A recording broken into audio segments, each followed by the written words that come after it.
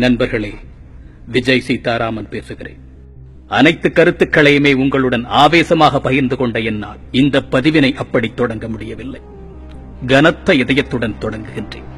சில நாட்களுக்கு முன்பு ஒரு பத்திரிகை செய்தியை பார்த்தேன். அமெரிக்காவிலே மனைவி மற்றும் குழந்தைகளுடன் வசித்து வருகின்ற ஐடி நிறுவனத்தில் பணிபுரியும் ரித்துராஜ் என்பவர் தனது சொந்த ஊரான மும்பைக்கு வருகின்றார். தன் தாய் மாத்திரம் வசித்து வந்த வீட்டிற்கு சென்று அழைப்பு மணியினை பல தடவை ஒலிக்கச் செய்தும் கதவு திறக்கப்படவில்லை. வேறு சாவியை போட்டு பூட்டை திறந்து பார்க்கின்றார். அங்கே அந்த வரவேற்பறையிலே அவரை 10 மாதம் சுமந்து வளர்த்த தாயானவர் எலும்புக்கூடாக கிடக்கின்றார். சோஃபாவில் அமர்ந்த நிலையிலே எலும்புக்கூடாக கிடக்கின்றார் அந்த தாய். 2016ஆம் ஆண்டு, அதாவது சென்ற ஆண்டு ஏப்ரல் மாதத்தில்தான் கடைசியாக தாயிடம் பேசினேன் என்று அந்த மகன் கூறுகின்றார். ஏறக்குறைய 1.5 ஆண்டுகளாக போகிறது. இத்தனை தொழில்நுட்பங்களும் அறிவியலின் அபார வளர்ச்சியும் இருக்கின்ற இந்த காலகட்டத்திலே, அதுவும் ஐடி நிறுவனத்தில் பணிபுரிகின்ற ஒரு நபரால் 1.5 ஆண்டுகள் தன் பெற்ற தாயுடன் பேசாமல் இருக்க முடிகின்றது. இது எப்படி சாத்தியமானது? அப்படி என்ன இயந்திர வாழ்க்கையை நாம் வாழ்ந்து கொண்டிருக்கின்றோம்? மனித உறவுகளையும் உணர்ச்சிகளையும் கொன்றுவிட்டு யாருக்காக நாம் உழைத்துக் கொண்டிருக்கிறோம்? யாருமே ஆதரவற்றவர்கள் போன்று இறந்து கிடக்கின்ற இது போன்ற மரணங்களுக்கு படித்த பண்பட்ட சமுதாயத்தை சேர்ந்த நாம் என்ன பதில் சொல்லப் போகின்றோம்? கோடி கோடியாக சம்பாதிப்பதற்கு சொல்லிக் கொடுக்கின்ற நாம் உறவுகளை சொல்லிக் கொடுக்கவும், உணர்ச்சிகளின் மதிப்பை சொல்லிக் கொடுப்பதற்கும், அன்பின் ஆழத்தின் புரிதலையும் சொல்லிக் கொடுக்காமல் வளர்த்துக் கொண்டு வருகின்றோம். இது எங்கோ நிகழ்ந்த ஓர் நிகழ்வன்று. இந்த நிலை நம்மில் யாருக்கு வேண்டுமானாலும் ஏற்படலாம். நாம் பிள்ளைகளை முறையாக வளர்க்கவில்லை என்று சொன்னார், அன்பையும் பண்பையும் அறத்தையும் போதித்து வளர்க்கவில்லை என்று சொன்னார், இந்த தாய்க்கு ஏற்பட்ட நிலைதான் நம்மில் ஒவ்வொருவருக்கும் ஏற்படும். நண்பர்களே, பணம் என்பது வாழ்க்கையின் பிரதானம் கிடையாது. தயவு செய்து அதைதான் வாழ்க்கையின் பிரதானம் என்று நினைத்து விடாதீர்கள். வாழ்க்கை என்பது வாழ்வதற்கான ஒன்று. பிஞ்சி குழந்தைகளையும் கட்டிய மனைவியையும் தாயகத்திலே விட்டுவிட்டு வெளிநாடு செல்கின்றீர்கள்.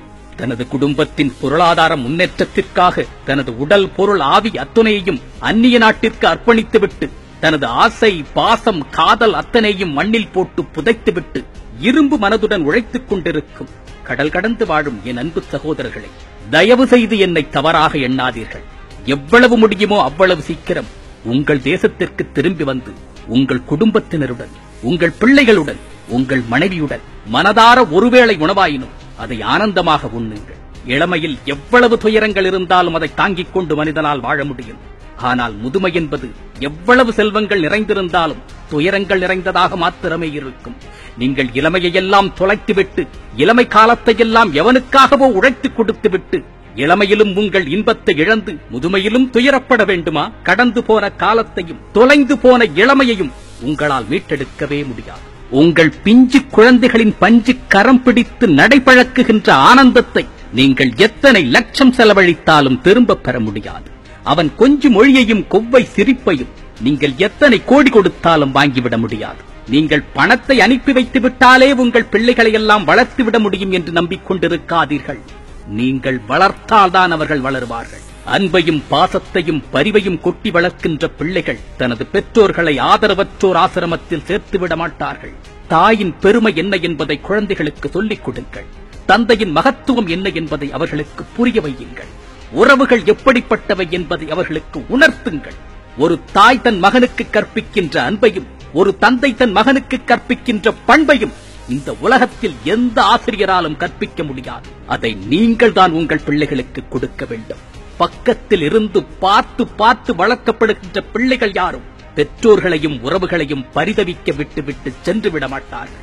உண்மையான தலைமுறையை உருவாக்க வேண்டும். தரமான சமுதாயத்தின் வித்தாக உங்கள் பிள்ளைகளை நீங்கள் உருவாக்க வேண்டும் என்று நினைத்தால் அவர்களை உங்கள் கையில் தாங்கி பிடித்து வளர்த்து வாருங்கள். அறம் போலும் கூர்மையரேனும் மரம் போல்வர் மக்கட்பண்பு இல்லாதவர் என்று கூறுவான் வள்ளுவன். அறத்தை சொல்லிக் கொடுக்காமல் உங்கள் பிள்ளைகளை நீங்கள் வளர்த்தெடுத்து விட்டால் மரமாகவே ஆகிவிடுவார்கள். மனிதத்தன்மையற்று என்பதை மனதில் கொள்ளுங்கள். சந்திப்போம்.